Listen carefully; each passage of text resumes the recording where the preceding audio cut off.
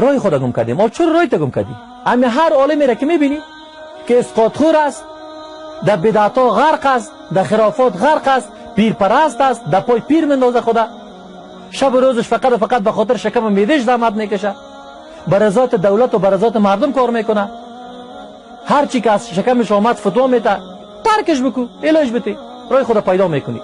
رسول الله صلی الله علیه و سلم میگه در آخر زمان علم از بین میره، جهل زیاد میشه، عرج و مرج میخیزه. علی رضی الله عنه میگه یا رسول الله، رای بیرون رفت از چیست؟ رای علاج از این با چیست که در تو راه مردم رای خدا پیدا کنن؟ میگه حالا من علاجش میگم، کتاب الله و سنت خدا، سنت رسول الله. رای بیرون رفتش کتاب الله و سنت رسول الله. و امروز شما میبینید همه امکانات وجود دارد، تمام تفاسیر ببینید به انواع مختلف و فارسی ترجمه شده، به زبان‌های مختلف ترجمه شده. احادیث گوهربار رسول الله صلی الله علیه و صحیح بخاری، صحیح مسلم در تلفن است. تو چرا رای خدا گم میکنی؟ خب خیلی دنبال کی را بگیریم؟ گفتم براتون، دنبال عالمی را بگیرید، دنبال مولوی صاحب را بگیرید که فقط و فقط به خاطر الله سخن میگه، فقط و فقط از کتاب الله و سنت رسول الله سخن میگه، از هیچ کسی نمیترسه و هر لحظه مرگ در نظر داره و هر لحظه از الله طلب شهادت میکنه. با دنبال از اونو برید. راه پیدا شد، راه حل شد.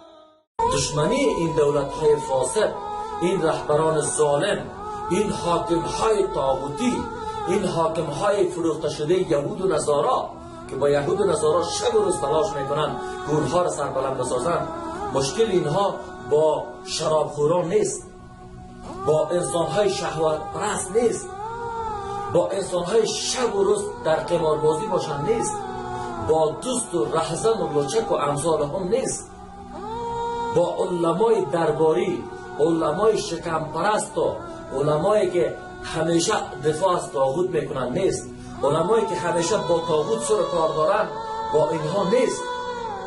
مشکل این دولت ها، مشکل این رهبران، مشکل این حاکمان ظالم، حاکمان طاغوتی فقط و فقط با دعوتگران توحیدی، دعوتگرانی که فقط و فقط رضایت الله را میخواهند، مشکل اینها با این است که این دعوتگران را چی بکنن؟ سرکوب بکنن، از بین ببرن و زندان بیاندازن. مشکل اینها فقط نیست.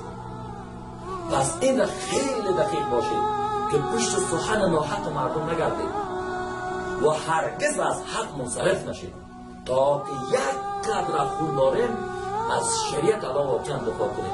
مسلمان های نامنهاد نباشید.